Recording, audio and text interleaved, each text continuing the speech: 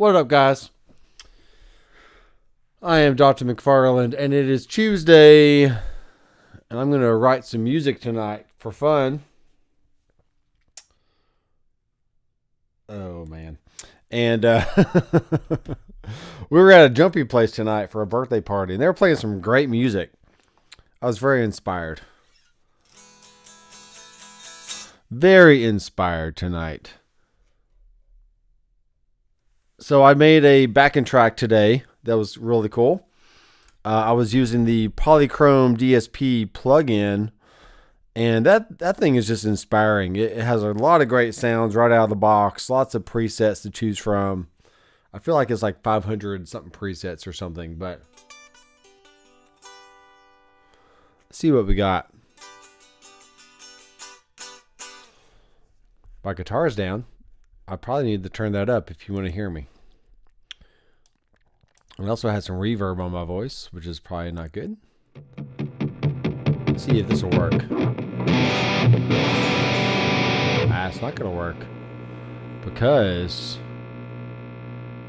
I'm already using that channel for something else. Interesting. Not a big deal. I can change it real fast. I am currently not using inputs 5 and 6. So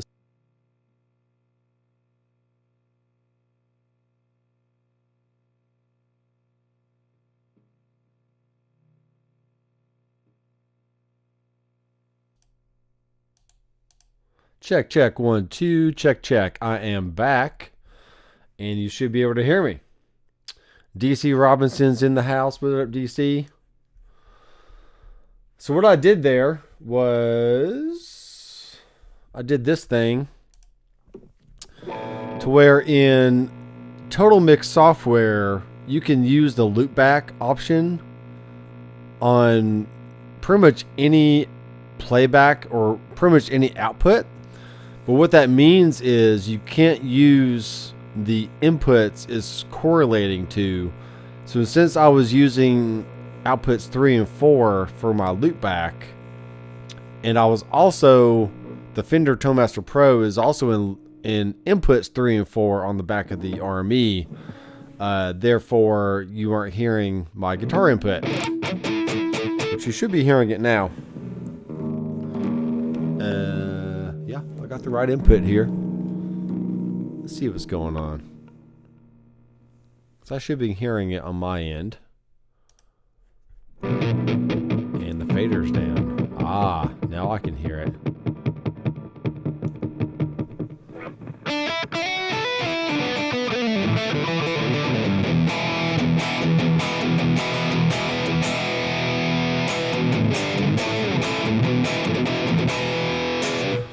Okay, that works. Let me know if that's loud enough for you guys. Should be about the same level as what I'm hearing it.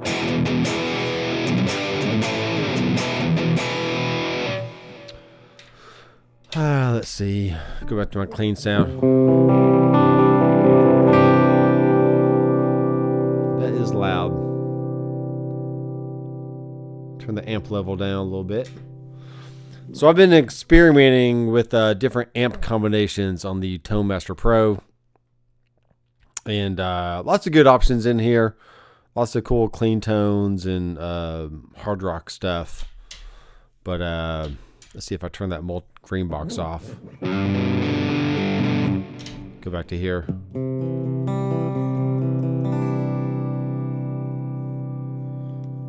Yep.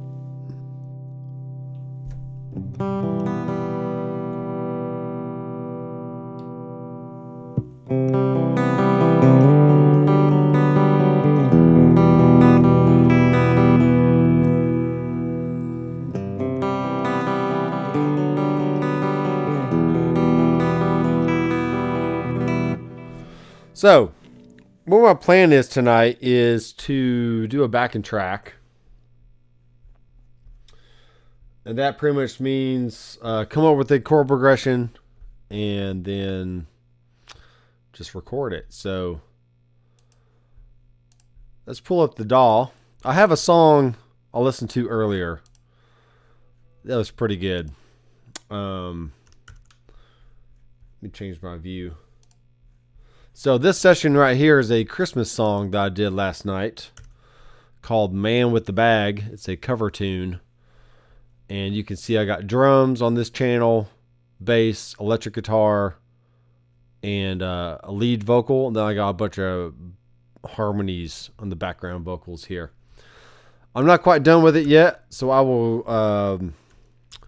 get that to completion pretty soon. And let's see what I want to do here. I'm going to go to portable CD. Let's go to current sessions. And do I even have a session of mine? I don't. Doctor McFarland. Let's give myself a folder. Click open. And then I think I have one more week left for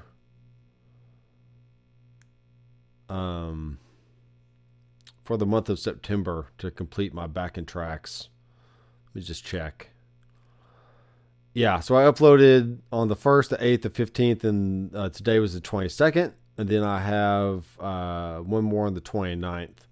October has 4 Fridays. November has 4 Fridays, so that's good.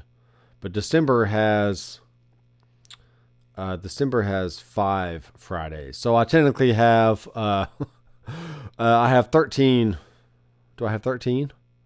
Yeah, I have 13 backing tracks. Actually, 14 backing tracks to go because I have to finish off September.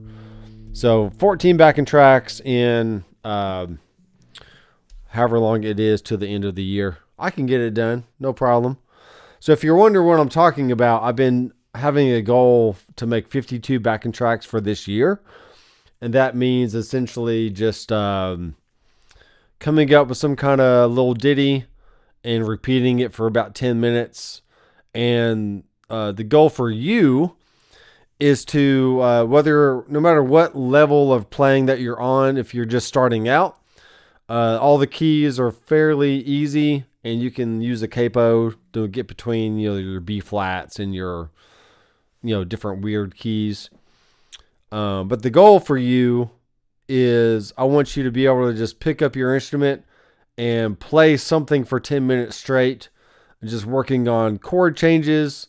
Maybe you're a little bit more advanced and you want to work on your scales and your melodic playing or something. I always tell my students, if you got 5 minutes, just sit down for 5 minutes, set a timer, set your metronome to a certain BPM, whether that's slow or fast or whatever, and then practice something for 5 minutes. And once you've gotten over that hump of like, okay, I can sit down and I can go between like a G chord and a C chord, but within 5 minutes time. And that time will go by pretty fast anyway. Now, the next step would be can you go 10 minutes of practice time?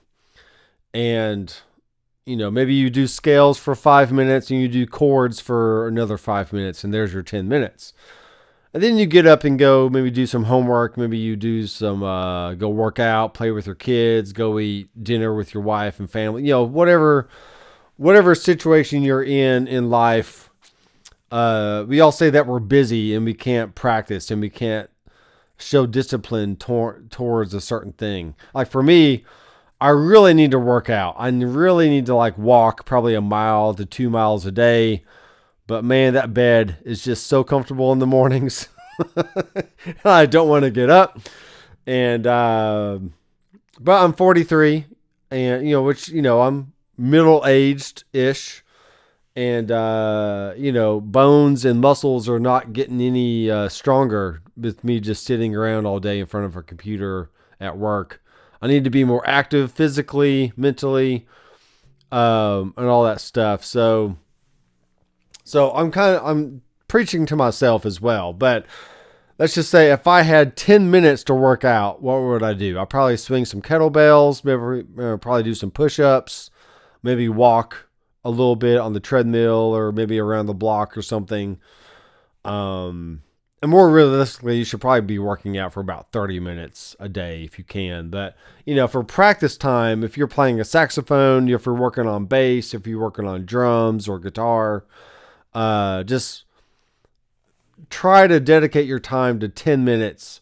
Work on something that you're not good at yet, that you can get better at, and just do that. So that's what these backing tracks are for you guys. And I really hope you utilize these backing tracks. They are a one-time $20 fee for the whole year. You get a full 52 weeks of backing tracks. And then in 2024, I'm going to start all over and have another 52 weeks of backing tracks. So it's just $20 a year pretty much. And you get all these backing tracks that you can practice with and unlock your full potential of being a confident musician. So let's go ahead and name this, because I know what I want. So this is going to be September. Actually, I don't know what I want. It's the 29th, right? The last week in September is 29th. So September 29th, groove. Let's pick a key here. Let's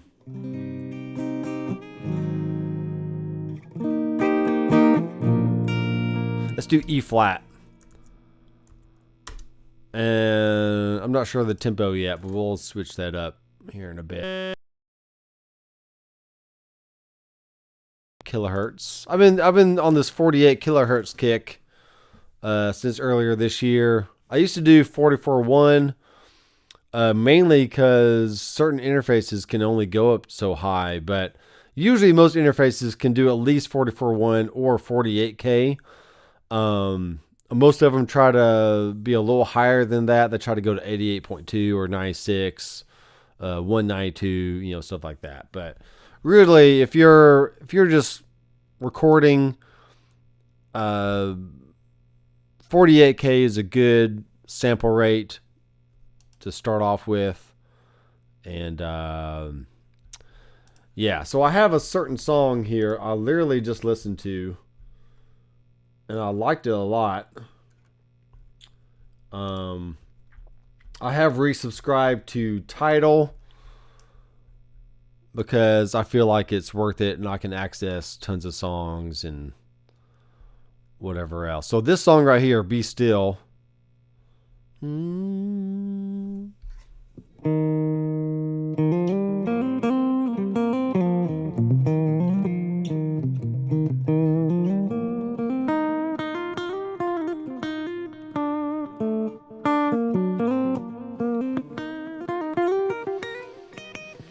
I don't know how I knew that, but I didn't really know it. But I picked E flat, and lo and behold, that song is in E flat. So that's cool. So 1, 2, 3. Let's do about 72 beats per minute here. And what we're looking at is Harrison Mix Bus 32C. This is my DAW of choice, and I happen to work there, so I have to like it. I mean, I would use Mixbus if I didn't work there, but work for Harrison, but I like it a lot. We do have 4 different pages. We have a record page, so you can see all your inputs coming in. So you can see channels 3 and 4 there is coming from the Toolmaster Pro.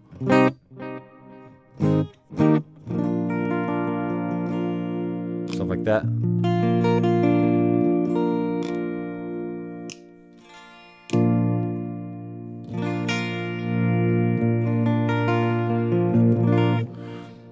And yeah, sounds good.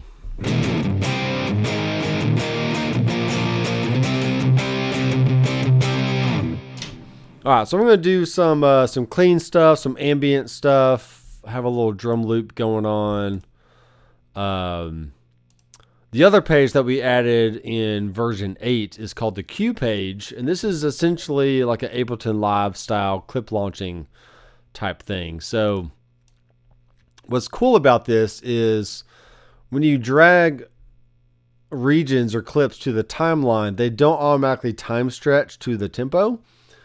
But if you put them in Q slots over here on the Q page, everything is now stretched according to the tempo that you have set in your master BPM up here. So 72 beats per minute, regardless of what else we have. This is kind of fun. So let's see what.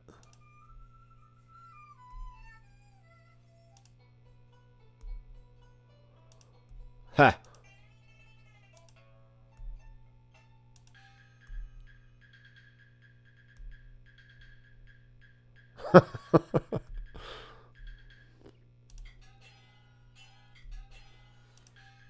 Okay, so just for example, if I click on this, that tells me the original BPM is 130 beats per minute. So if I changed my tempo over here to 130, it would play at the same rate. But since I've dragged this into a Q slot and I have my master tempo set to 72, this is what we have now. It's going to be way slower.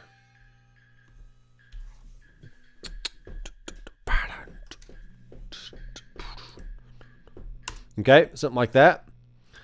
And then from there, I can go to the cue markers little lane here up in the ruler bar. And I can add, let's start about measure 16. I can add a cue marker to the timeline. And then when that playhead crosses the cue marker, that whatever is in QA or slot, row A right there, is going to play. So check this out.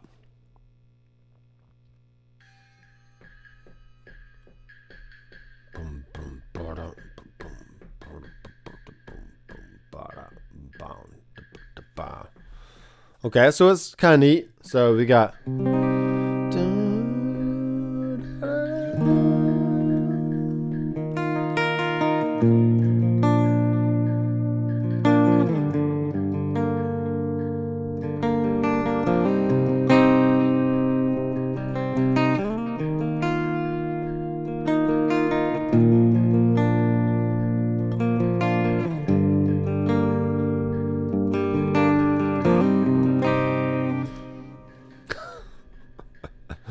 Oh man, it's interesting. I'm not going to use that though. Let's just go with something. Let's go with something else. So maybe there's all kinds of drum beat things.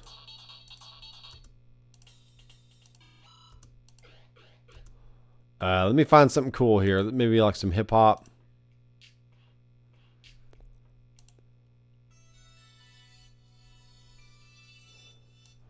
Okay, let's try this. I'm going to replace the original beat with this thing. And then we're going to press play. It's going to play a little bit slower.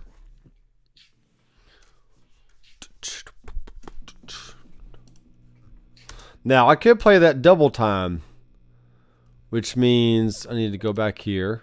And I'm going to have it be 48 beats per minute. Wait.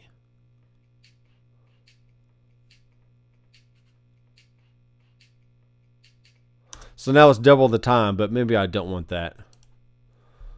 I'll put it back to 98. Something like this.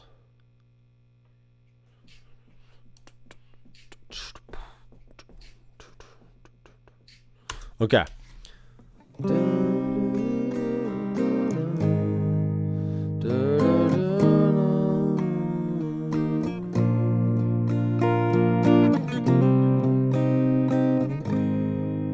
Okay. This guitar is cool. I'm still getting the feel for the tones on this thing, but this is a Kiesel Kiesel Solo. So it has a Tele style body. It has a piezo built in. It's got some lithium and beryllium pickups, I think. 5-way switch, multi-scale, jumbo frets, or maybe medium jumbo frets. And yeah, it feels really good, but I'm going to switch it out.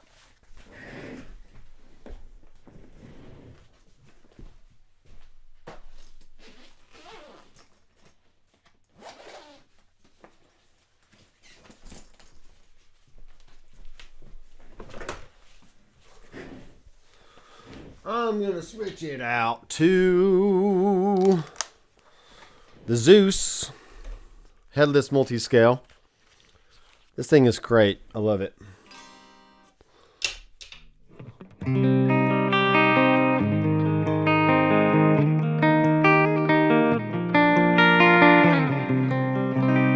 Yeah, it just sounds really good.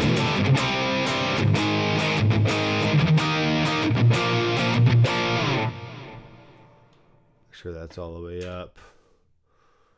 This other amp is a little loud compared to the other one. Okay. Also have a keyboard here. I can lay down a pad or something. Let's check some comments. Andrew Collins is in the house. What up, Andrew? He says me too. I don't know what that means.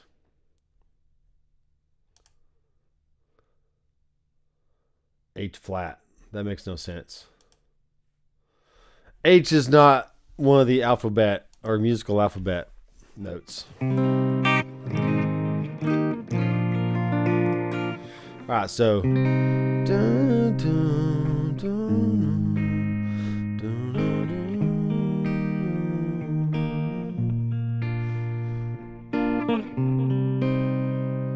Okay, we'll go with that. So now what I can do is I'm going to McFarland's stereo. No, I don't want that. This is going to be a stereo track. The first one is going to be called EG for electric guitar. And we're going to set the input to 3 and 4. So when I arm the track, you can see my inputs there. And also on the record page, you can see my inputs coming in. 5 and 6 is the loopback channel, and then channel 10 is my microphone. You can see right there tapping. So,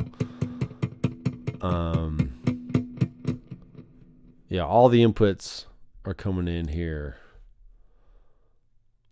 All right, let's lay this down. Turn the click track on, and let's just go for it. 2, 3, and don't botched.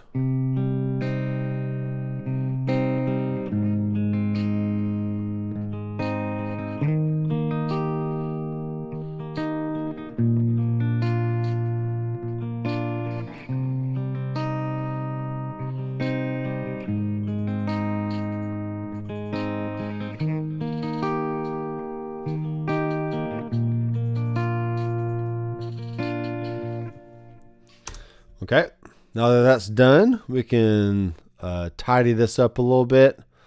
Just chop this off, and then cut the end and cut the front there. And listen back.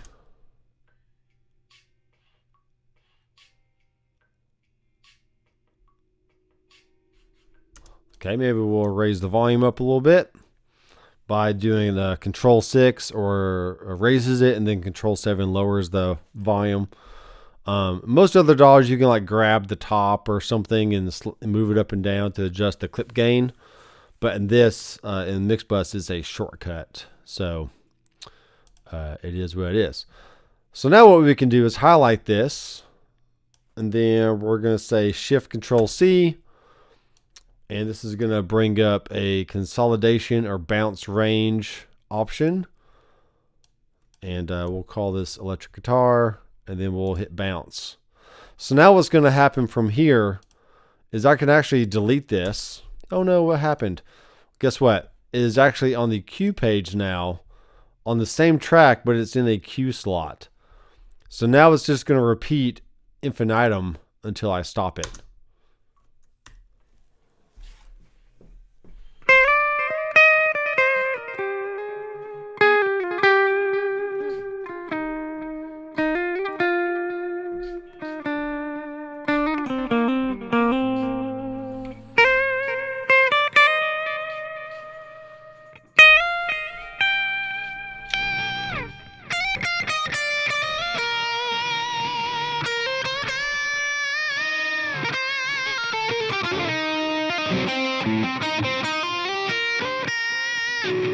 Okay, something like that.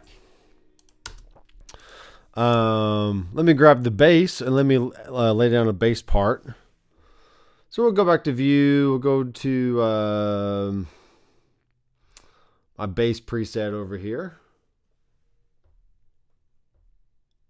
Base preset. I'm actually going to get rid of that cab. Okay, switching it over.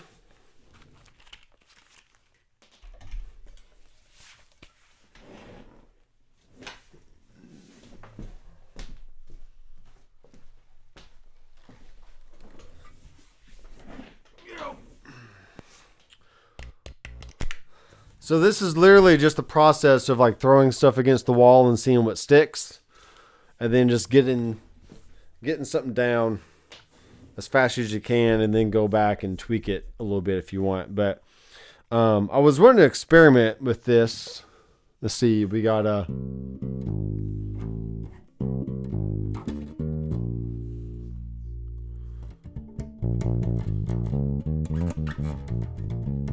so I'm pretty sure this knob switches between either the bridge or the neck. So I wanted to experiment to see which one does what.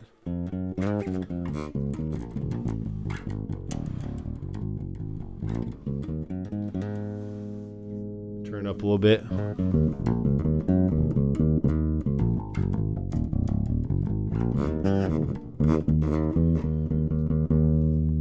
So now it's both pickups. And then it's only the neck, I think. Yeah.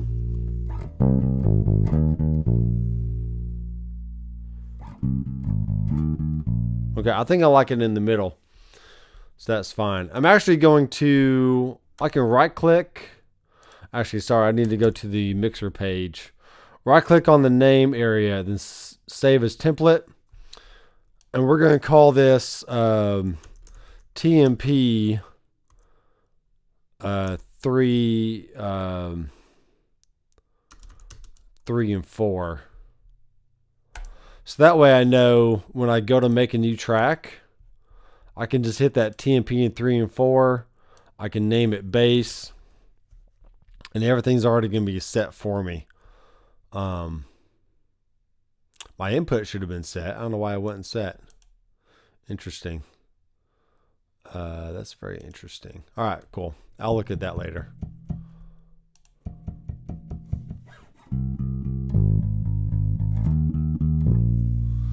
Let's turn up a little bit. I'll probably get out the I can get out the Helix here a little bit later and lay down some cool like ambient stuff if I want to. But I also have the Helix native plugin I can use as well. I kind of wish that was a standalone plugin, but you have to use it in a DAW. It might be standalone. There might be an option. I just never downloaded it maybe. But I don't know. I kind of wish there was a standalone version. Here we go. Turn on the metronome again. And it was actually already on. There we are. Here we go.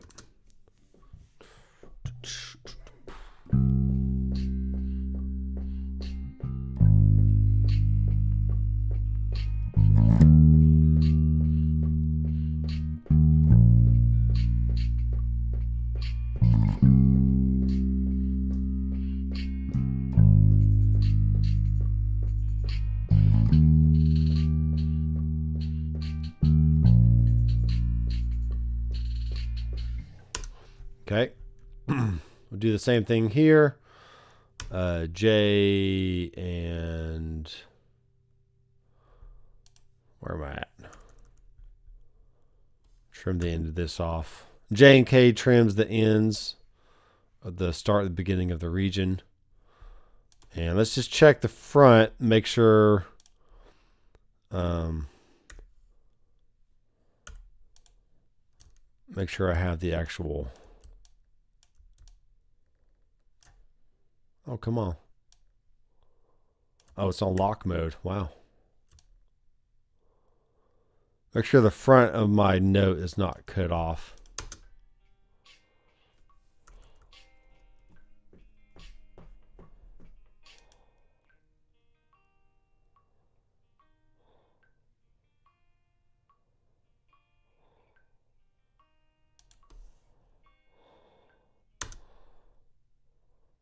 Why am I hearing everything?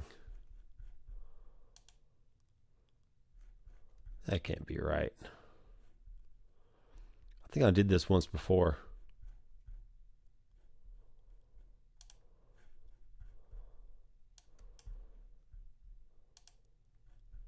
Three and four.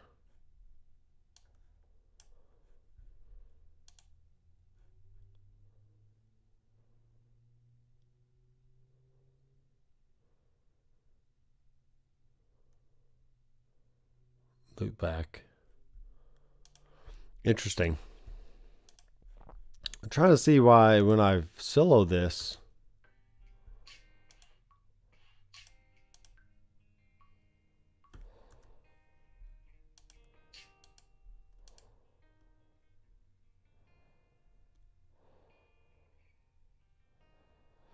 why is the guitar also in there? Weird.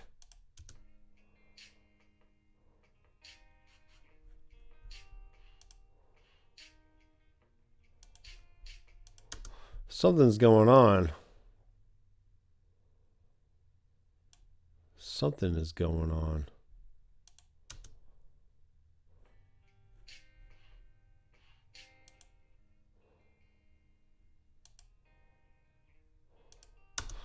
It's like the guitar is on that channel. I don't know why. Oh, that's why. Because the guitar is on the channel. Delete it. Oh. I think I know why. I know why. Because when I duplicated it, or when I saved that track to a template, it also made it to where the cue page also had something on it. Okay. Not a big deal. We'll figure it out. We'll figure all that out later. So make my snap turn on. All right, we're rolling now, folks. Sorry about that. Bass. Bounce to clip. Bam. I can now technically delete this if I want to, and I will. There we are. Now I am not happy with the drum loop. It's kind of silly. So let's go to our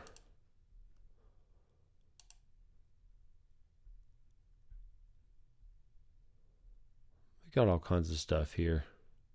There should be a drummer. Let's go to modern R&B.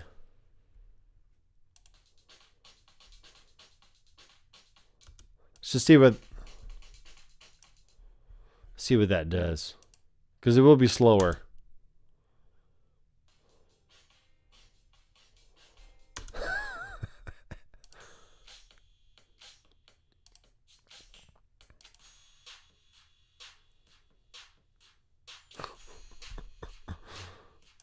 Totally ridiculous. Totally. I can do this though. I can hop on the drum kit and just play something, which I'll probably do.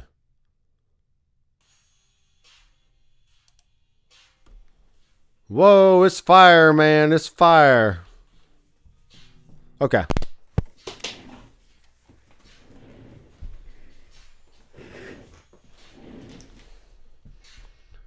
Crazy beat.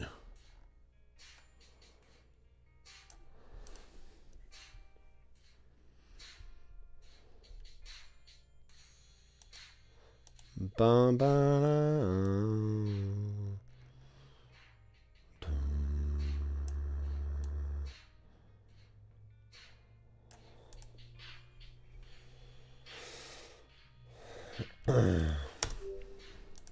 Andrew's looking to buy a nice bass. You can go the route of like Fender Precision or Jazz, or a combination of the two.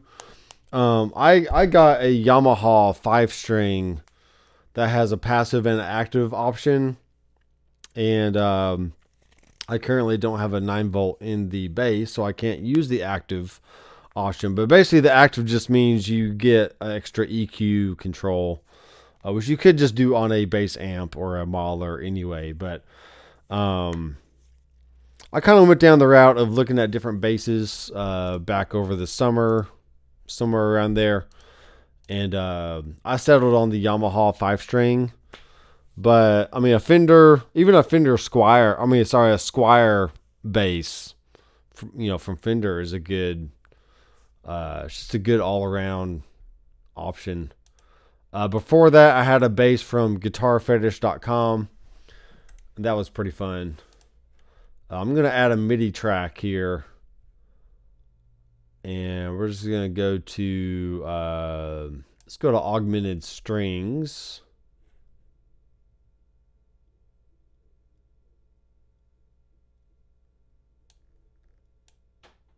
What is that sound?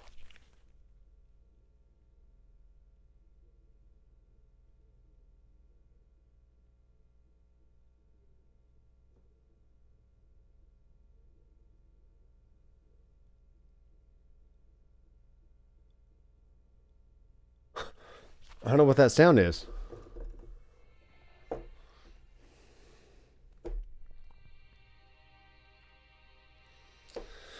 All right, so this is stretching my abilities on the keyboard here. So I started with C minor,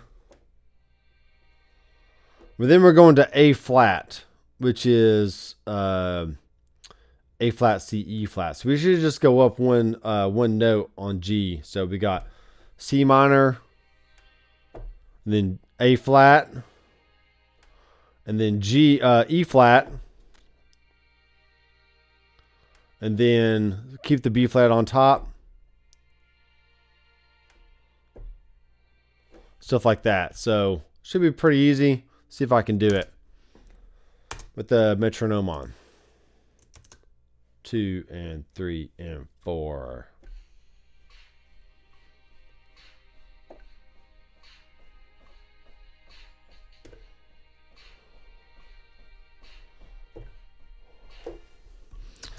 It'd be great if I armed the track, Nate Dog. Here we go. More practice.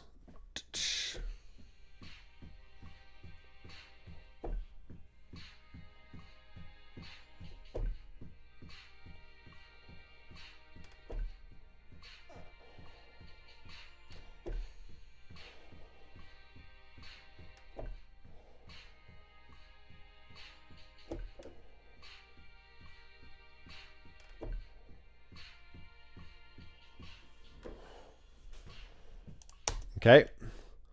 And now, since I'm not a real keyboard player, I will quantize my notes to the 8th note. And then I now have a perfect keyboard performance. Adding MIDI in Mixbus is just simple as clicking on the region and then hitting Z. And that zooms in on everything. We do have an inline MIDI editor. Other DAWs, you click on MIDI or double click or something and it brings up a separate window. But editing MIDI in Mixbus is right there within the track. And you just use G for grab, D for draw, E for internal edit. So now I'm in internal edit mode and I can just move this note up or down if I want to. So I don't want to change that, but then just go back to G, and maybe I want to trim that side. I can trim that side, and I'm good to go. And then Shift Z will go back to the previous zoom state. So now I'm going to highlight this. And more than likely, this will go on. This can go on a B path, because I probably don't want the strings to happen all the time. We'll make this strings.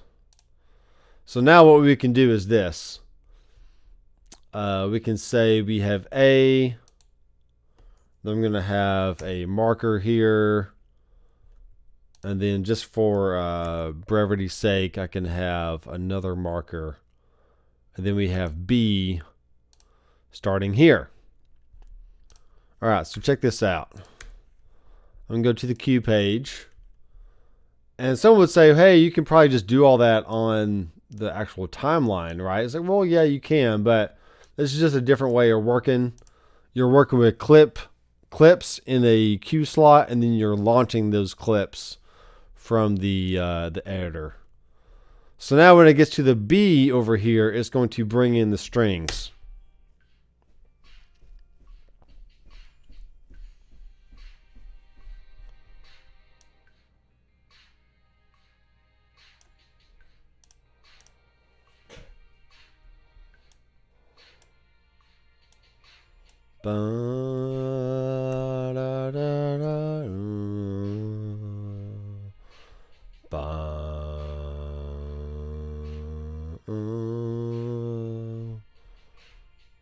Okay, so right here we have another section, and I'll put it in a marker.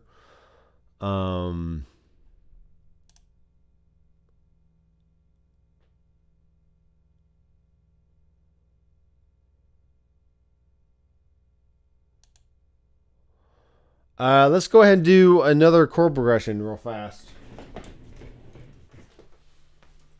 Let's grab the bass this time. And I'll lay it down. So this will be a C section kind of deal.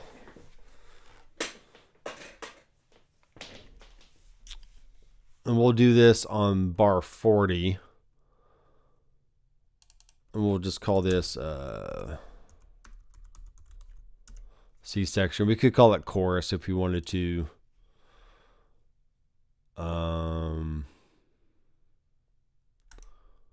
Let's have the Q's stop right there so we don't mess this up. We'll turn the metronome on. And we'll go back to my bass, and I'll just lay down a little thing. So I think I'm going to go like, what am I doing? What am I doing? I'm not hearing it. Why not? Oh, that's why. Okay, so let's go a 3 and a 4.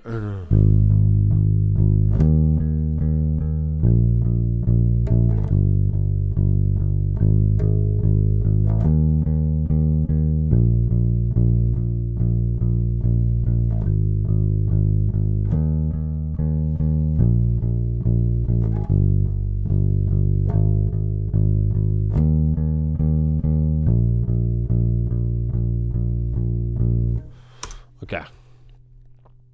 Close enough for some kind of rock and roll.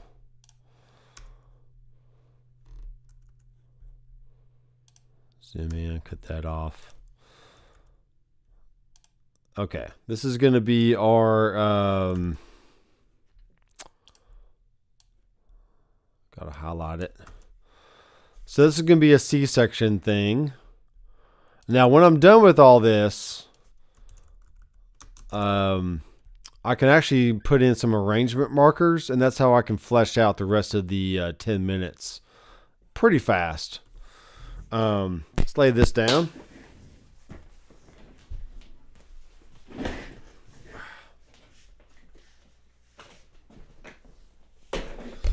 Keep my cable out of the way.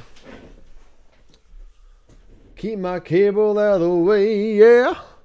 All right, let me know if y'all have any questions. It doesn't have to be about recording or what I'm doing currently. But it can be. Or it can just be about head rush or any other mauler or any other guitar or a bass or a pedal or something. There is a lot of tumness or a lot of clon talk these days with the JHS not a clon coming out, the germanium tumness coming out, tons of stuff. So probably at the end of this week, I'll shoot some footage shooting out a clon contest, if you will, between the Fractal, the Headrush, the Toemaster Pro, and the Helix, since all of those have clones or models of a clone, and it'll be fun to experiment doing that. So, all right, this chord progression is A flat, so we're doing the C, E flat, A flat. So,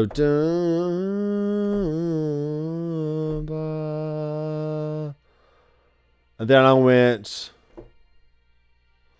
G minor.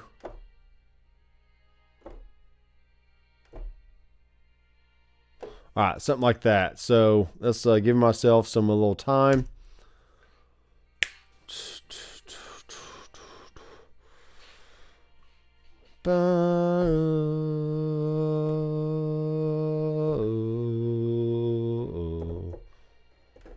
Shoot. What am I doing? I'm going A flat, E flat, B flat, and then G minor. Wow. Wow. I can do it. I can do it. And 2 and 3, 4.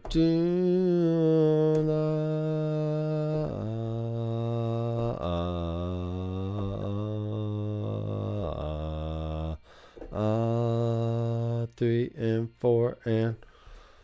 Okay, it's close enough. Close enough. I do have a note there, but it was cut off. So we'll go ahead and do my quantization. Let's see what I got. Should be right on it. And it is. We can trim this back here. Let's check my chords. Check my chords. Check my chords.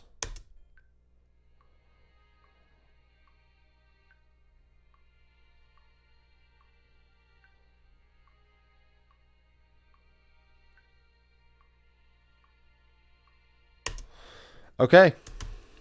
That'll work for me. That'll work for me. I will go ahead and duplicate that. So that way it's the same length as the bass. And then we will do this thing where we bounce it to Q slot C. We'll call this strings chorus. And then there we are. There we are. I might want a different drum beat here.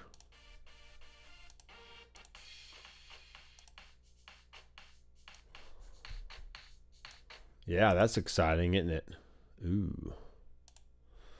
So exciting. All right, so I'm going to set the Q to C. Oh, come on. Set Q to C. Let me save it, just in case something weird happens. Okay.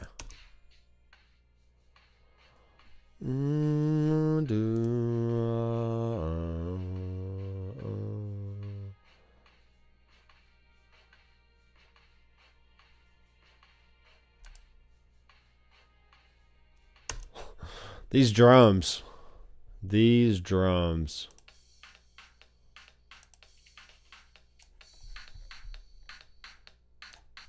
Yeah, we're making it happen now, folks.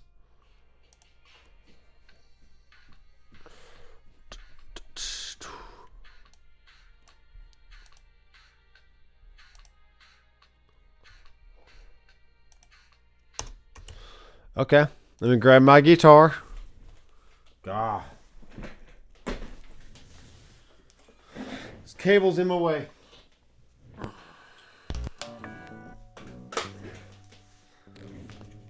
So this is literally just coming up with an idea, getting it out of your head and onto a timeline, and then seeing what happens. So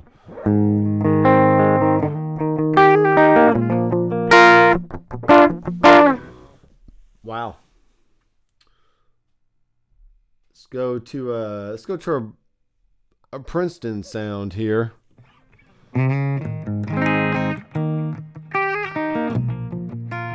Let's go to Celestial.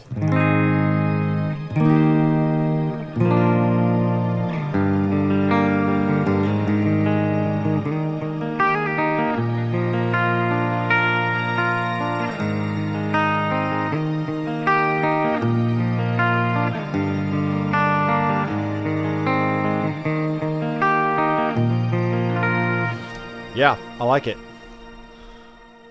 I can work with that, folks. All right, let's do it. 1, 2, and 3, and 4.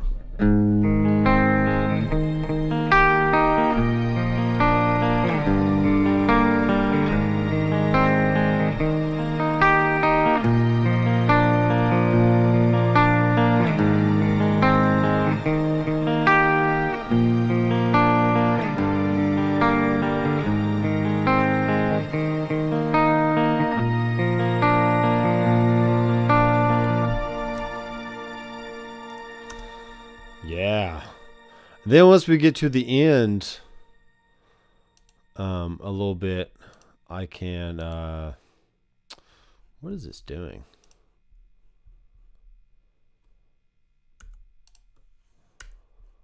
What is this doing? Trim that off.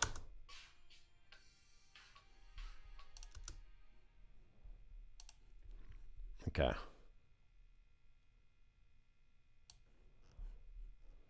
Trim it up.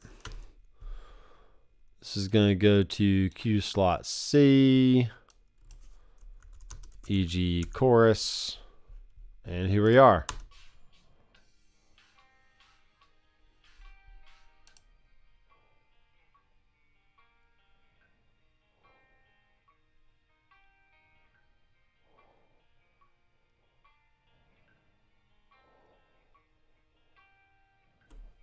Is that what my guitar sounds like? Yeah. So we got that cool shimmery organy type sound in the background, which is really neat. All right, so now what we're going to do is this. We're going to go A section for one time through, then B section.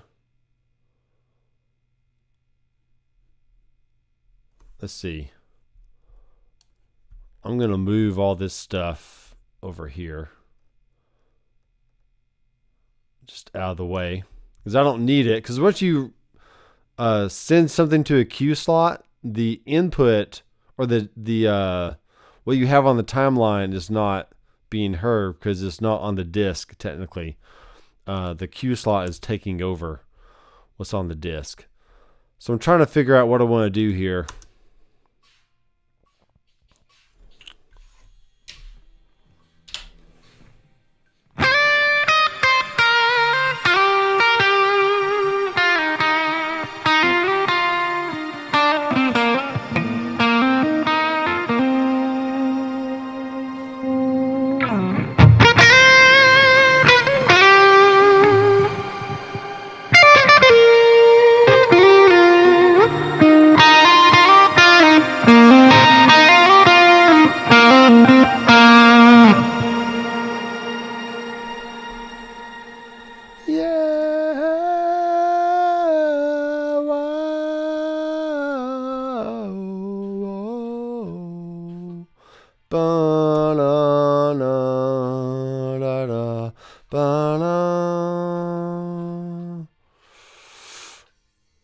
Okay, so from here, I'm going to put in an arrangement marker.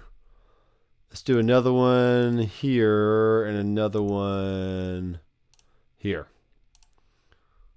And another one here. Okay, so now I'm going to rename this, call it the end. So now open it my editor list and go to the arrangement tab. Here's my verse 2. I may rename these. So we're going to call this V1, V2. This is going to be called chorus. Okay, so now from here, I can just literally do all kinds of stuff. I can have another verse. Then I can have another second verse. But then if I wanted to have that second verse, with the strings, I can have another second verse like so. And then I can do a chorus, which is just a single chorus. Yeah, that's kind of neat. So let's do a verse, 2 twice, then another chorus. So let's see how far this gets us. So the arrangement option is brand new in 9.2 of Mixbus 32C. So it's really neat. Seth is in the house. What up, Seth? Do you do top-down mixing? So starting with plugins on the master bus and then the bass bus and then the individual bass track and so on. Yeah, I try to do that. So now that I have a few tracks going here, what I do is, let me rename this to drums. And then this is strings. So I'm going to send my drums over to Mixbus 1, which is always my drum bus. Mixbus 2 is always my bass bus. Mixbus 4 is always my electric guitar. And then 5 is usually my strings. Let me grab my acoustic real fast, and I can actually, let me make this chorus really big by adding a cool acoustic guitar type sound here. So let me try that. So that will give me 5 tracks to work with. And you can see here on the screen that I have my main tracks. Then I have 12 buses, which is really plenty for any production, because usually buses 1 through 8 are the sub mixes of my instruments. And then 9 through 12 can be another submix of certain groups, or it can just be different effects like delays and reverbs and maybe parallel compression, something or whatever. And then all that is being sent to the master bus. So I have tracks being sent to mix buses, and the tracks are not going to the master as well, which you can do that if you want to do a parallel processing. But I go tracks to mix buses and then mix buses to master bus. And you can see here on the mix buses and master bus that I have a drive section. So it's like you're hitting tape, and you can crank that up as high as you need to get a little extra saturation and knock off transients and just smooth things out. And you can do compression stuff. You have a really simple 3-band EQ with a high pass filter to filter out some extreme lows on certain buses and then just kind of shape the sound a little bit. But yeah, let me go ahead and grab my acoustic.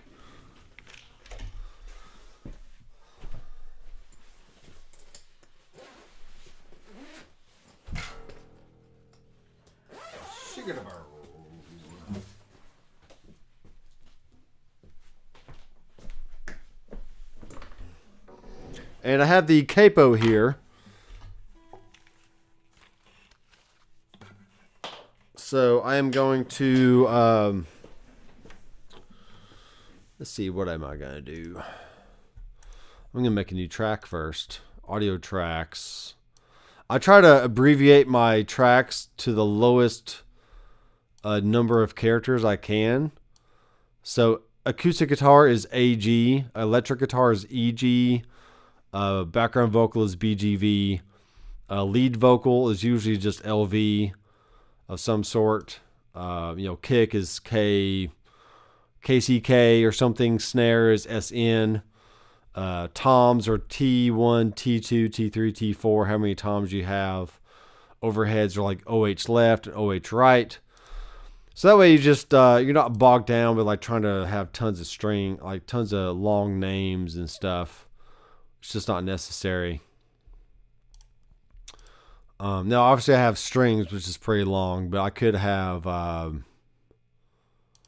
could call it like STG for strings, So stuff like that. So I'm in channel 10, and this shouldn't be that different. So let me take this off my voice and put it in front of the guitar. Now I like having the mic just right here at the desk, so I can just pull it up for vocals, pull it down for guitar stuff or whatever I'm doing. So what am I doing? Oh, whoops.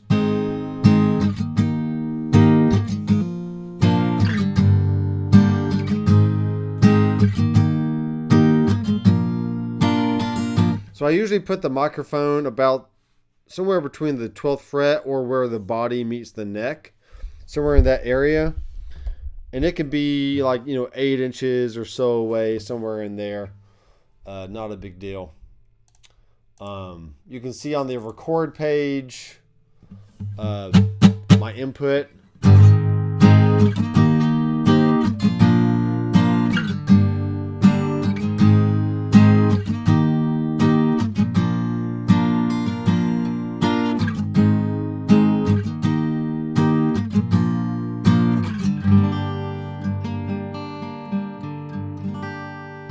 Yeah, that works for that. So let's go ahead and record a little acoustic part, and then I can copy and paste that over to the other courses, or I can just do this. I can say I'm going to delete these other sections because I know I don't need them just yet. They're really just a copy and paste kind of deal. So I can record on this one section here, and then when I actually copy that over to the other areas, everything will move together, especially since they're going to be in cue slots. So here we go.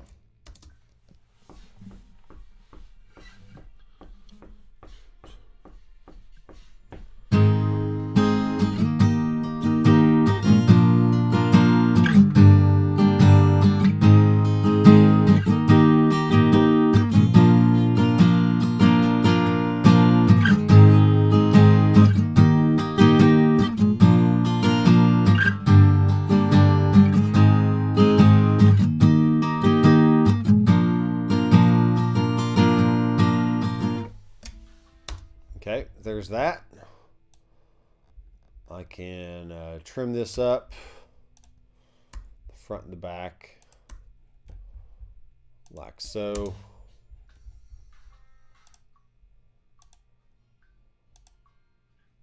Now it's a little woolly.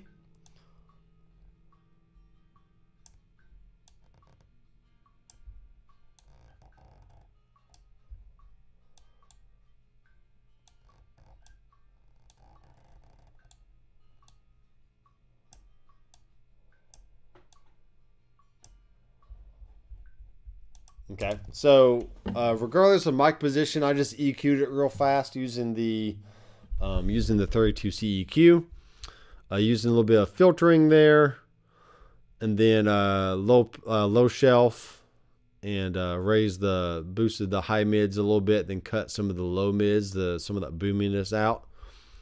So that should be fine. Let me double check on this here. I want to make sure my my note is not cut off, something like that. So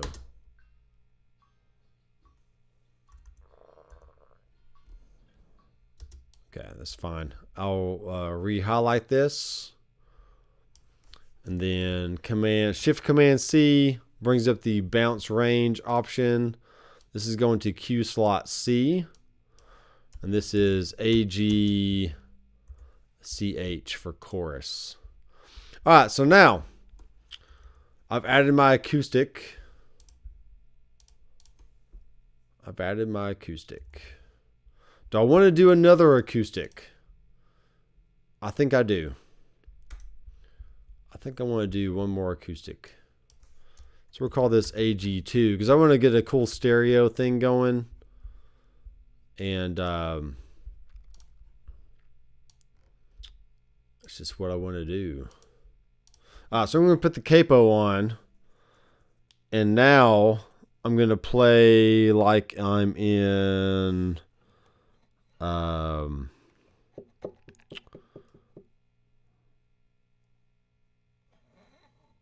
am in E flat. So let me do it like I'm playing in C. So...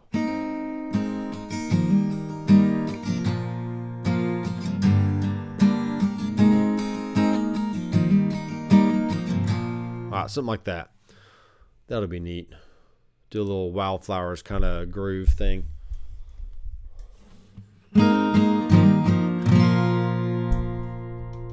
Keep it away from these sound holes so it's not as boomy.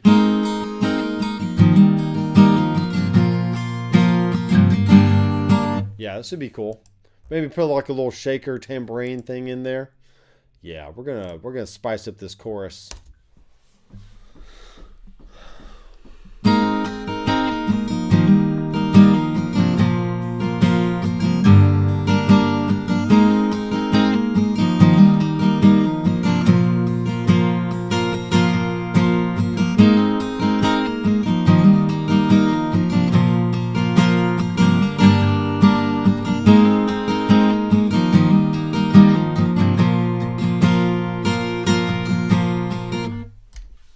Cool.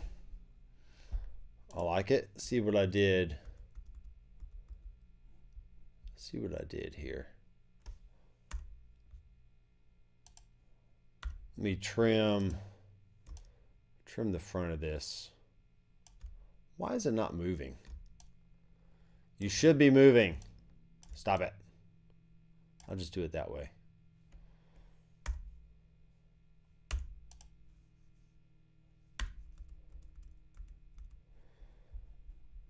All right, we'll trim the end. Now, technically, when I highlight this, it doesn't really matter where the bounds are, because I'm trimming it according to my range selection, or it's being bounced. It's being bounced according to my range selection. So this is going to be called AG2 chorus. And this is going to go here. All right, so now we got this.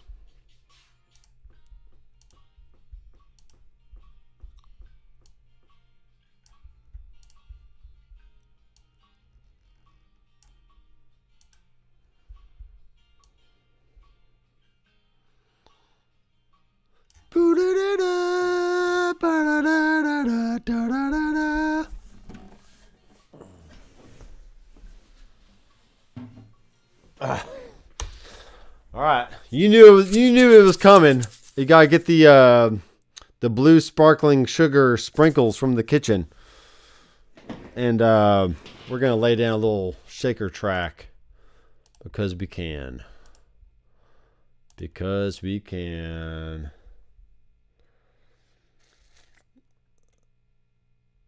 Let's check Seth's comment here. I've seen some people have like a submaster bus, which they put effects on. Is that pretty much the same as a mix bus? Yes. So in mix bus 32C, instead of having to create submix or aux buses or submix buses, we give you 12 buses to work with, because this is a console style workflow. And most consoles, like the new console that just came out, you can order from Sweetwater if you have $100,000 on you. I mean, seriously.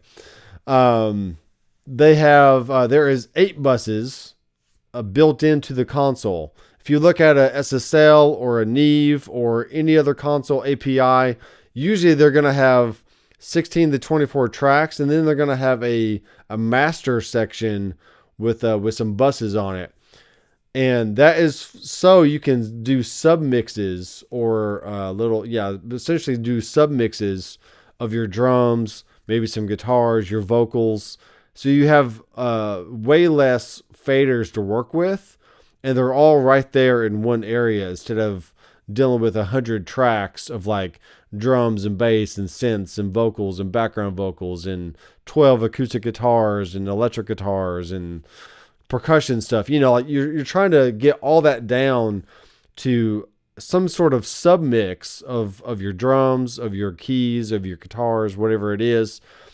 And so one is way less faders to work with, and then two, you can do processing across the whole drum track instead of like the kick and the snare and the overheads and the toms, and which you can go in and EQ individual tracks, which is perfectly fine. But yes, trying to process an entire drum kit at once and a entire section of guitars when you're going to have to high pass filter most of that low, really extreme lows or low mids out of a guitar anyway, you might as well just do it across the whole bus instead of each individual track. So that is the whole point of what a Knox bus does, or a sub bus, whatever you want to call it, a sub mix. This is going to be called Shaker, because we're going to shake it up, man. And I do appreciate you hanging out tonight. This is Tac-O-Bout Gear on Tuesdays, which I am happy to take your questions. But I also need to crank out more backing tracks, so you get the benefit of watching my process or stumbling over myself in the process of trying to create some music. So I'm going to do a little shaker thing here.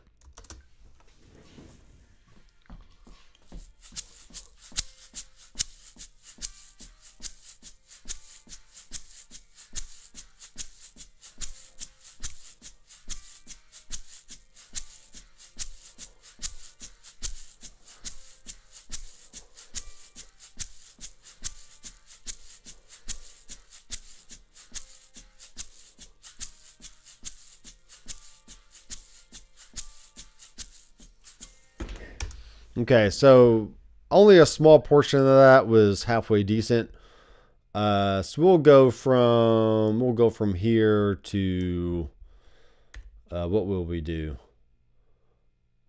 Let's go from here to 1, 2, 3, 4. Let's go from here to here. Let's do that. Then we'll double it. And then we'll highlight it, Shift Command C or Shift Control C. This is going to the row C there, and this is Shaker. All right, so now we got a Shaker.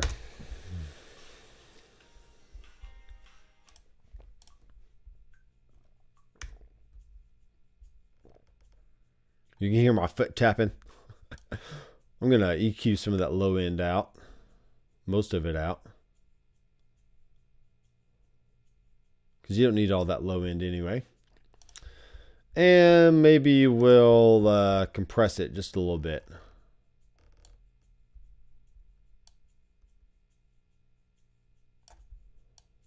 Something like that. Maybe go back to our EQ and we'll bring up some of the high.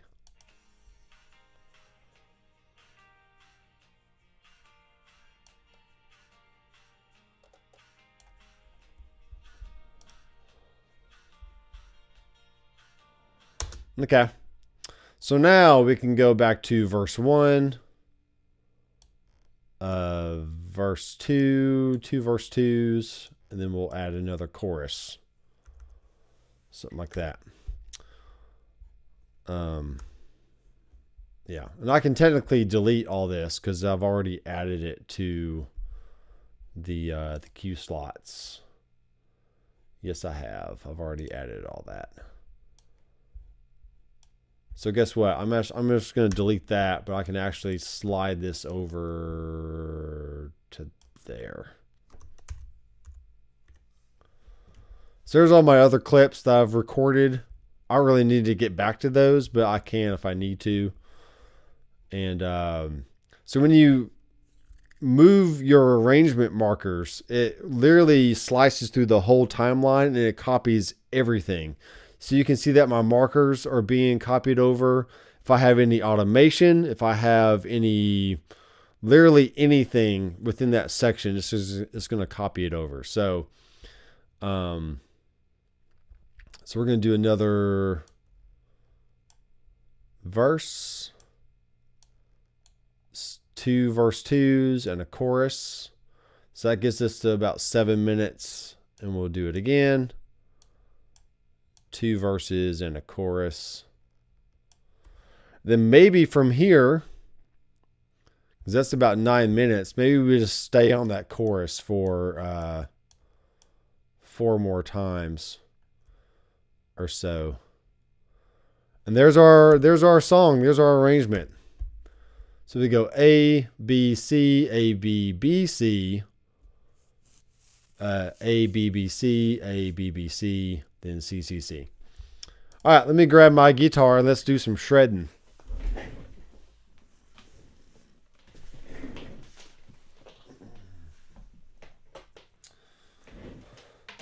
So if you need to work on your capo placement, you can do that.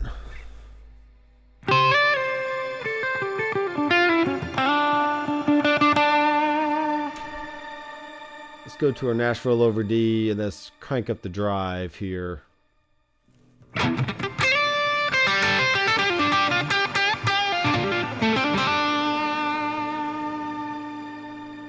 Crank it, crank it.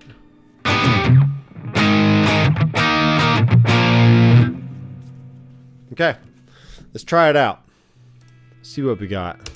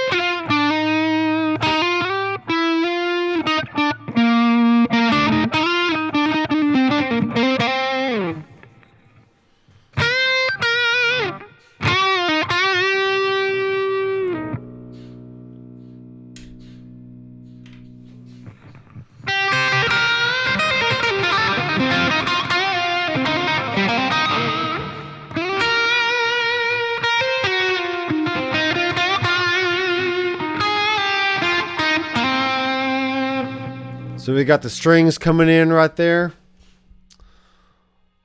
Make sure that's turned up a little bit.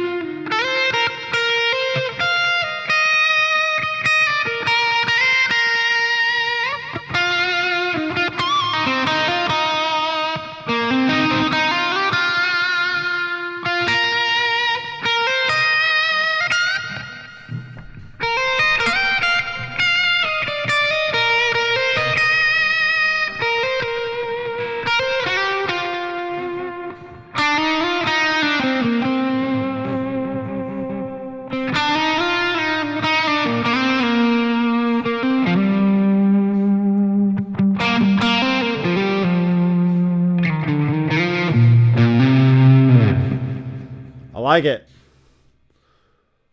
I like it, man.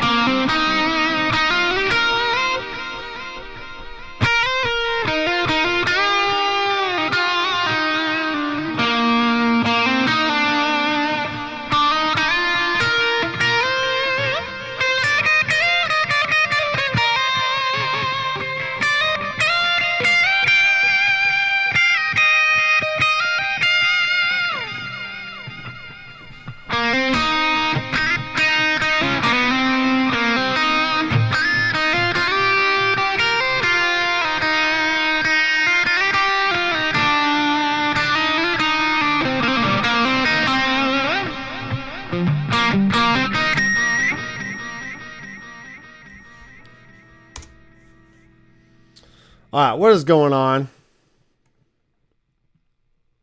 You don't hear a backing track. What the crap?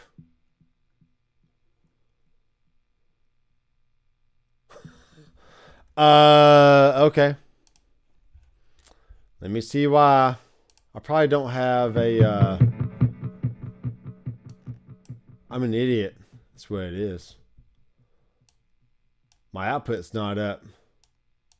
Hey, you guys gotta let me know why this is. Because otherwise I gotta check it. Alright, here we are now. You should be able to hear it.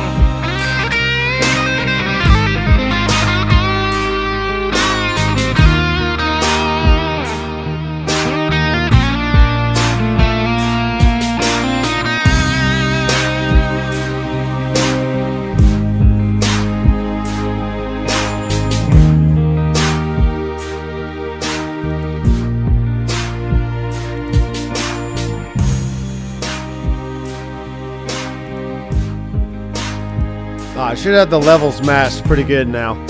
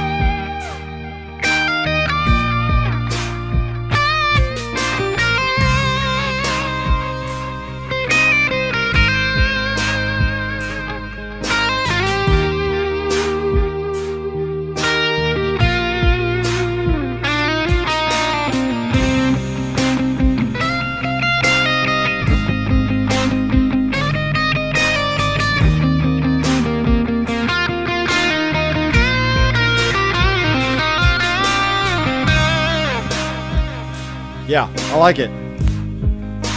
This is working pretty good. Let me get to the chorus here at the end.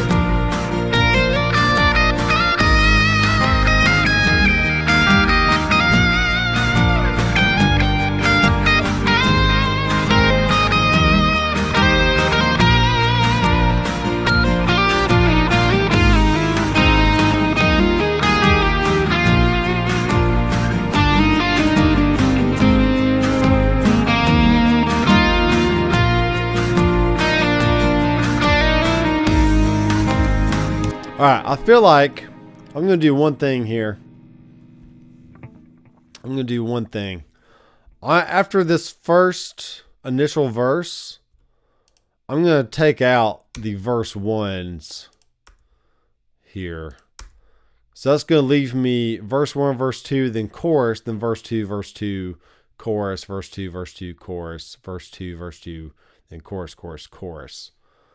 But I need some more. I need a few more of these. So what we can do is this.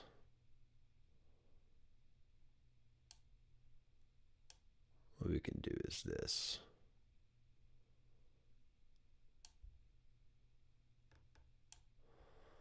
So you can see pretty easy here that it's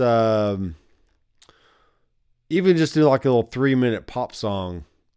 If you just get your sections down, you can copy and paste, or really just move them around however you want and get a good skeleton going. And then you can finish fleshing out the rest if that's what you feel like you want to do. But now I'm going to double this. I'm going to make this chorus a few times. All right, that should get us going there. Because I don't want there to be such a long section after that first initial chorus, or after that first initial whatever. So let's see, we got all these choruses here, but there's 10 minutes back there.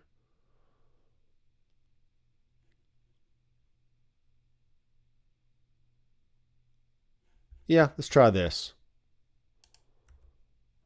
Let's get rid of that. 1, 2, 3, 4. That's about 11.5 minutes. Okay, that'll work. That will work. That will work. So now all I have to do is this. I'm going to go and pull down this one to bar 10. Well, not bar 10, but Q slot 10. And I'm going to set this Q to D. Why is that not working? QD. So now it's going to play QD for 2 bars, and it's going to go into QA.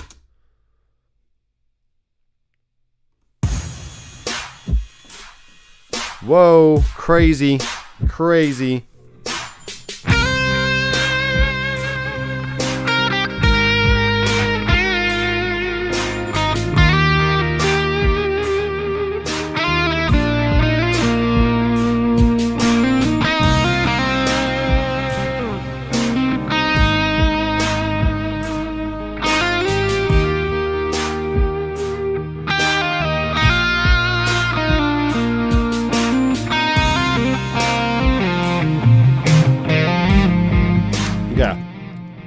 I'm actually going to have that be half as long because it's just not necessary.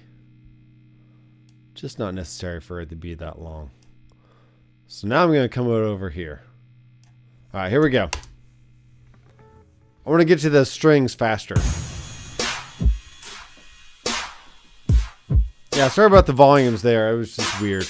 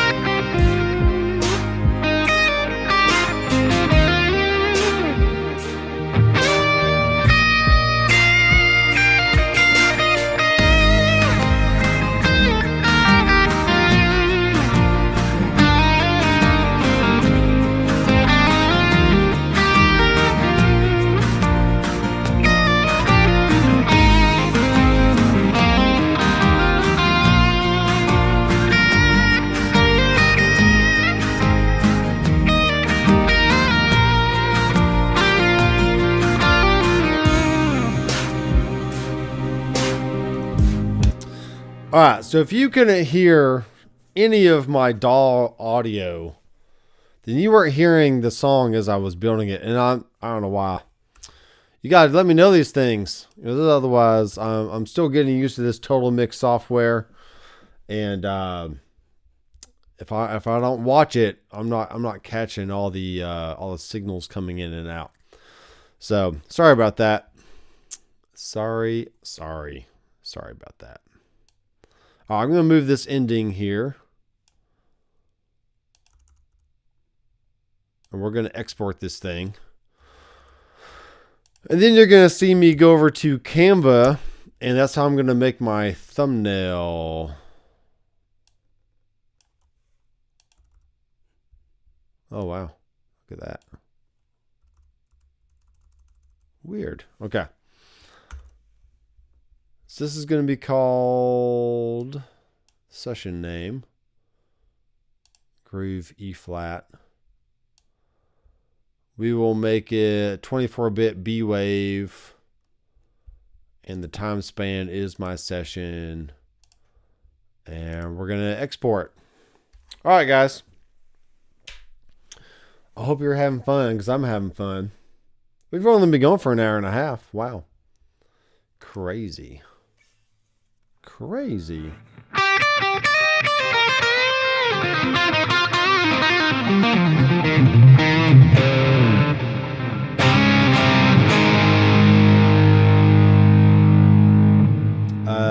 Let me do a foot switch assign here on delay. Boom. Okay.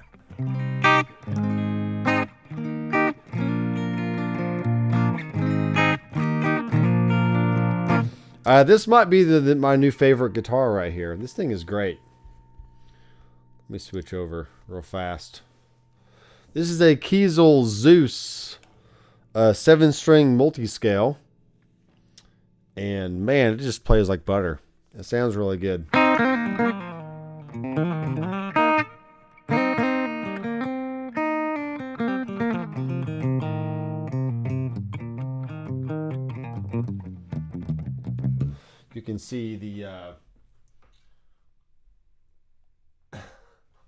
You can see the edge of my screen there. Wow.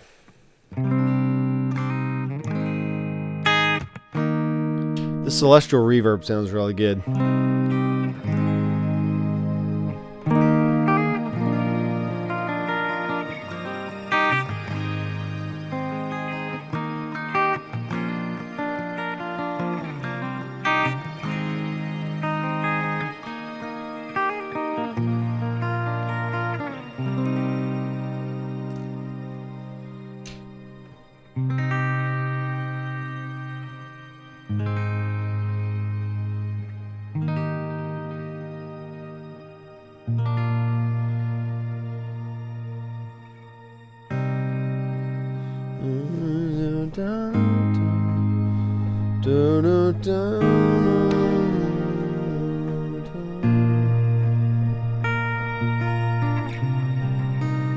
Okay.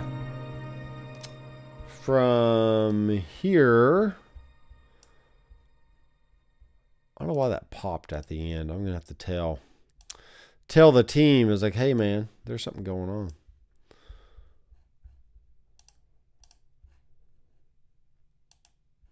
Okay, now let's go to the old internet, the interwebs, and there's a song I did last night, a session called Man with the Bag, which is really neat. So we can go to podia.com. I'm going to log in. And this is the back end of my website.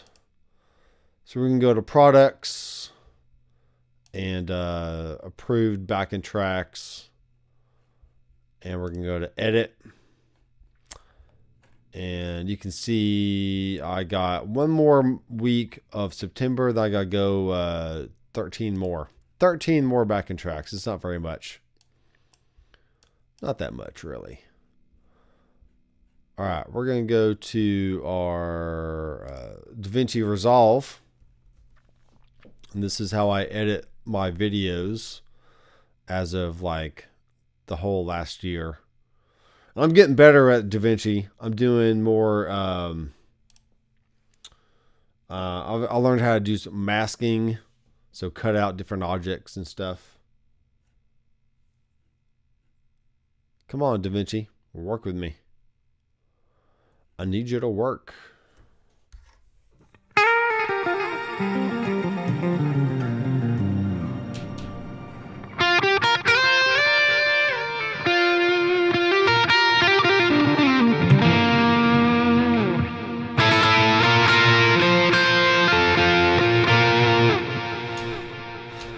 So that overdrive is the Nashville OD, which is the Nobles ODR kind of thing.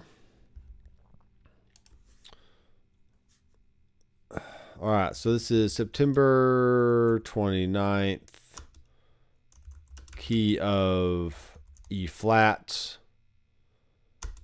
and what was the BPM? It was 72. 72 BPM.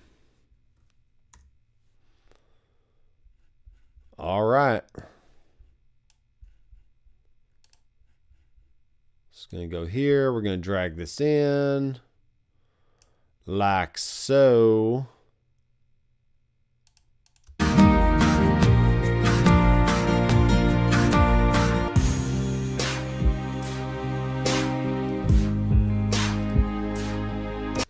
Cool. Now from here we can go to Canva, which I don't pay for the yearly subscription anymore. I just don't feel like I really used the features all that often. And I can remove backgrounds and stuff using other things nowadays. All right, so September 29th groove, key of E flat major, 72 BPM, and we start off with a C minor, and we go to an A flat,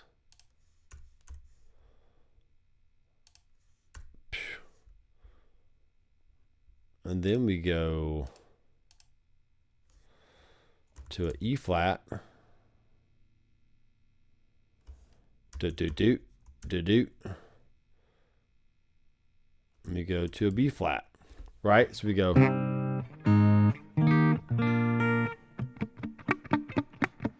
So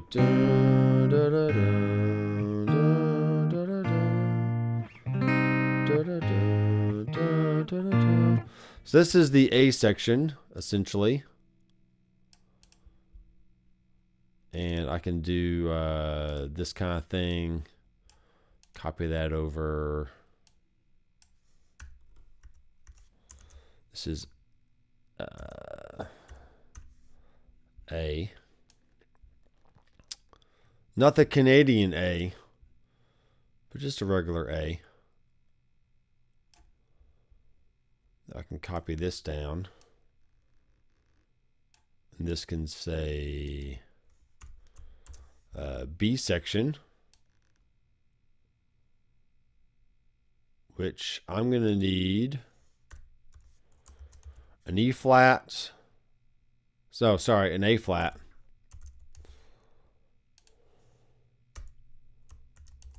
A flat, E flat,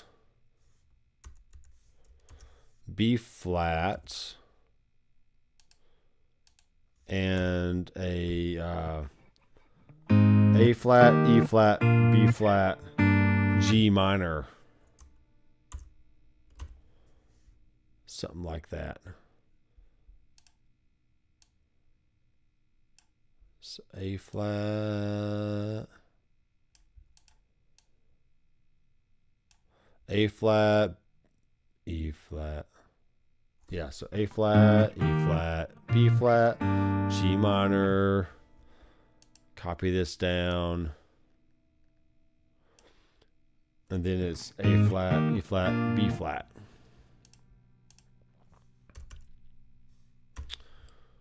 Like so. Okay.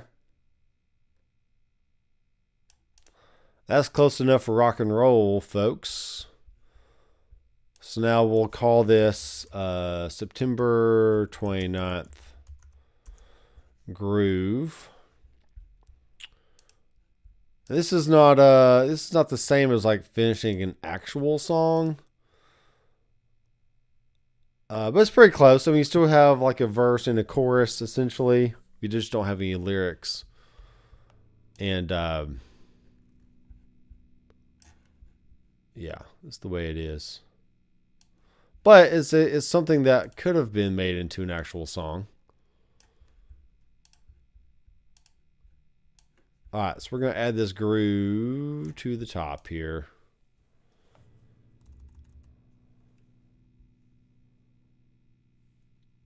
How's everybody doing out there? Let me know who's watching.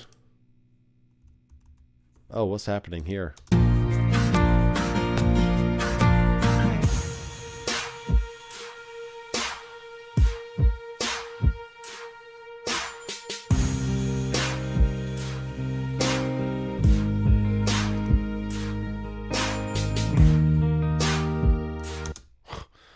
I do not know what happened to my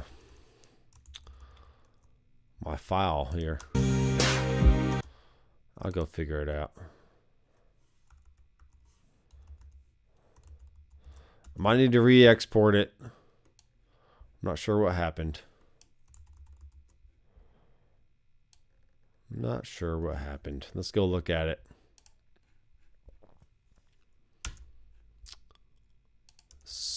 So we have a start marker here. It should be fine.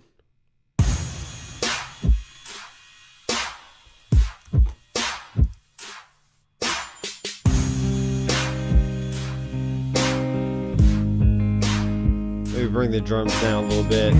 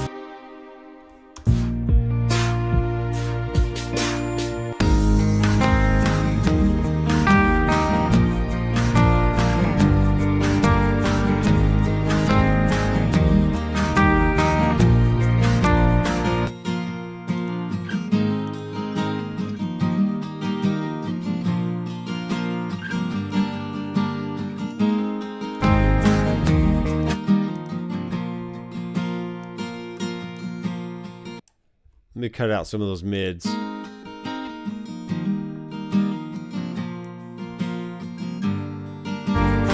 All right, so the point of Seth over here, I have my acoustics going to mix bus 3, I think. Actually, sorry, they should be going to 3. So I usually send in the 3. Let's do that real fast.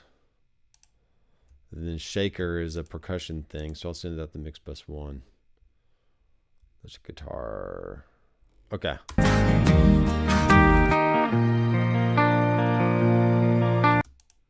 Three.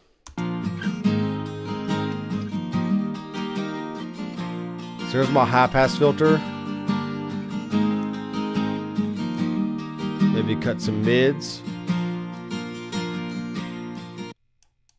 Something like that. Let's do it again.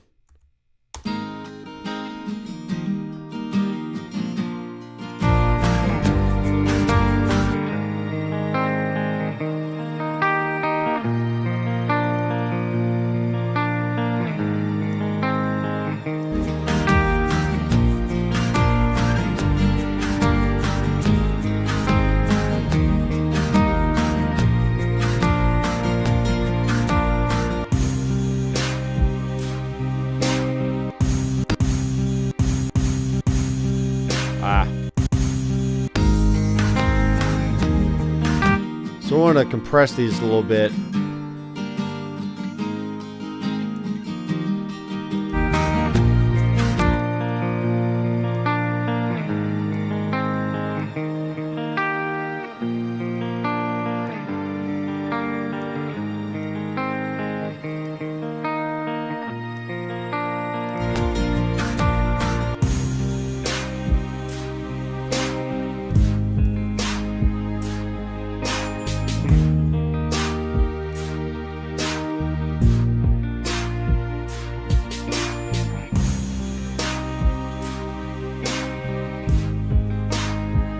Doing some mixing right now, checking levels.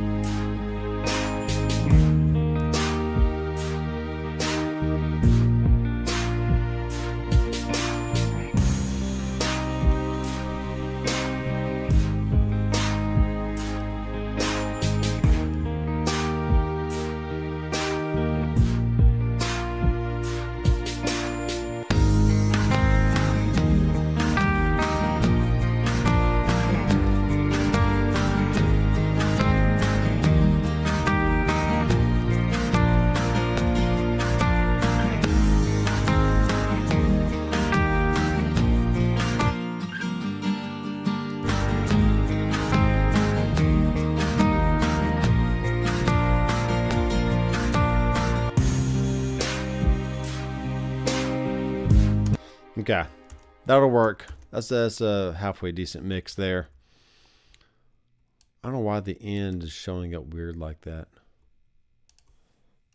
All right, let's bounce this down one more time, and we'll give it a revision 1 kind of deal.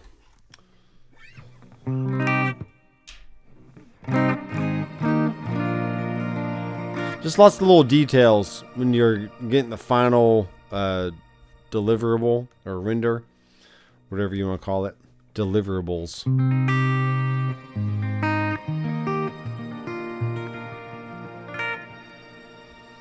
Any questions, folks? Any questions at all? Any questions?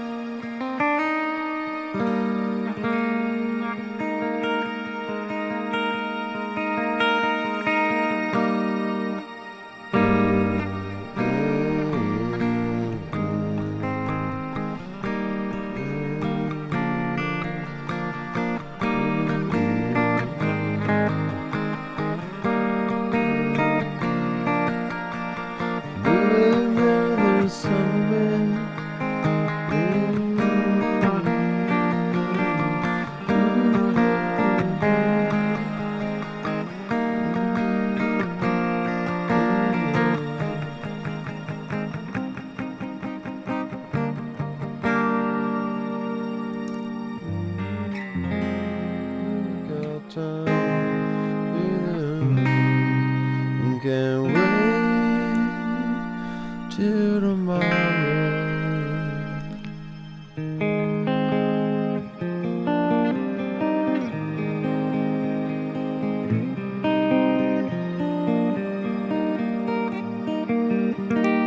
Yeah, this guitar sounds so good. I like it.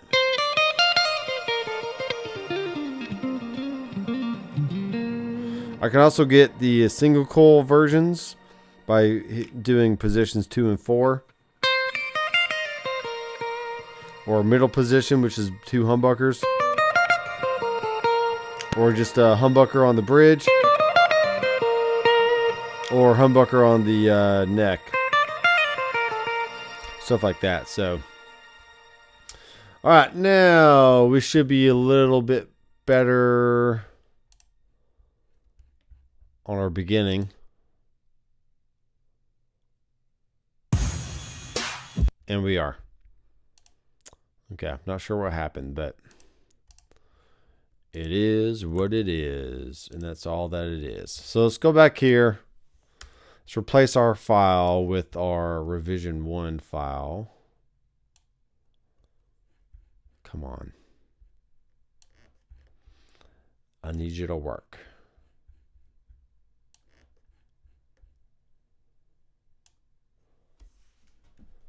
Wait till tomorrow. I have been listening to the Killers today, and my goodness, they are just a great band. Really, really good band. 1 and a 2 and a 3 and a 4.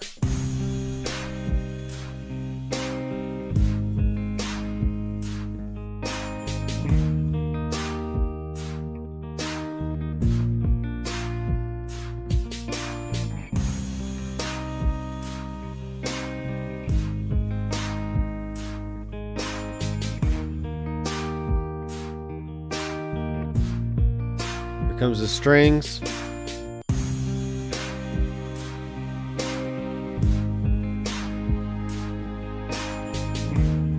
Okay, that's fine.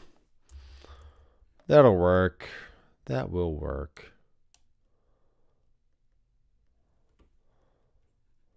My ball is giving me a rainbow of death. Okay. We'll fade out the end here.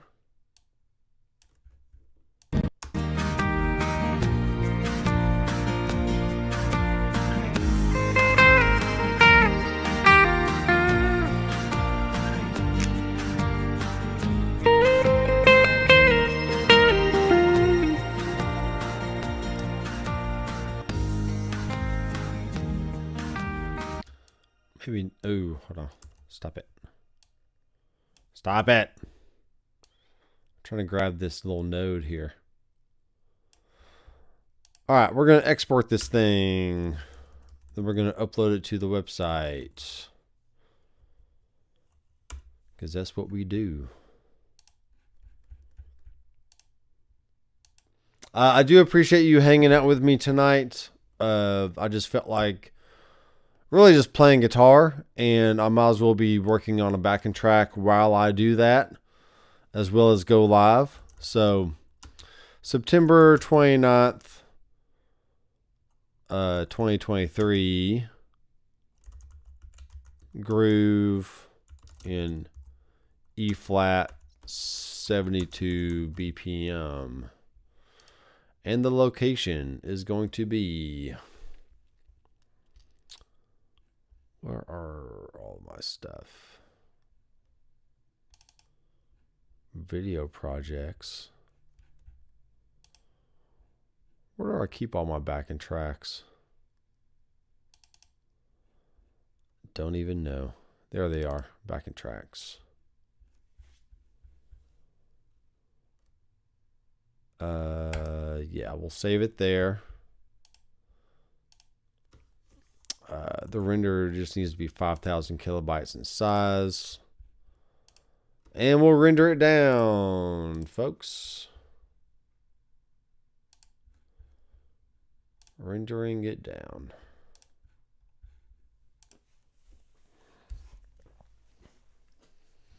All right, anything else tonight? Anything at all that you want to know from my brain?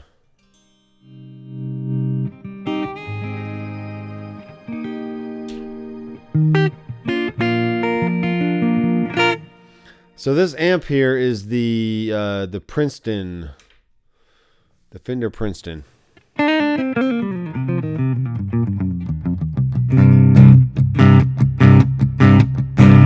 I like having this low B string because you get some nice chunky bottom chords.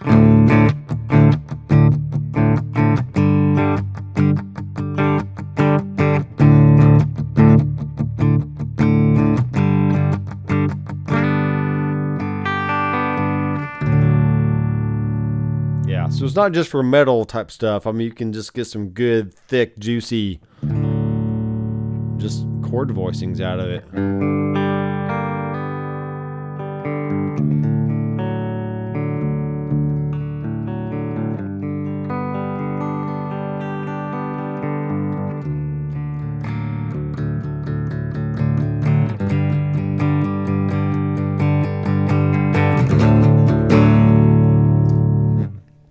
Nice.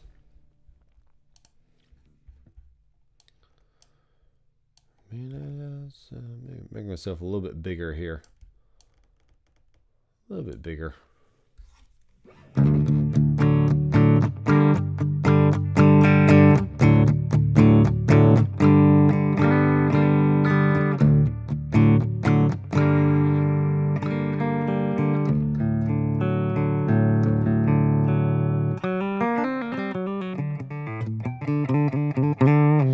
All right, this is going to render, and I really want to go watch an episode of Chuck.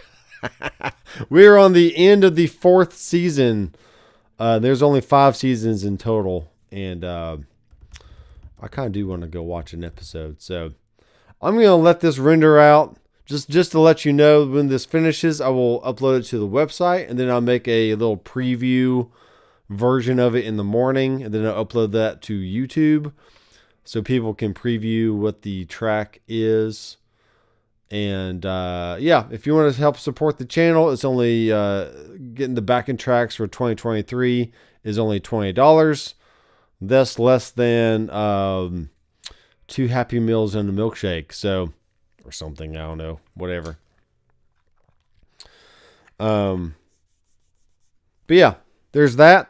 There's a lot of there's some Amazon and Sweetwater affiliate links in the description of all my videos, and at the end of this live stream I'll update that description to have all my links and stuff. So if you want to get some Doc IR, my Doc IR impulse response pack from Sonic DNA, there's that link in the description. Backing tracks, Ultimate Access Bundle, which gets you everything on my website. Lots of different ways to support me. So I do appreciate all super chats and all that fun stuff during live streams, but YouTube gets the majority of that money. And I really prefer you just to buy something from the website. So whether that's headrush tone sculpting, some rigs, or impulse responses, or whatever those are. So all right, guys, it's been fun hanging out.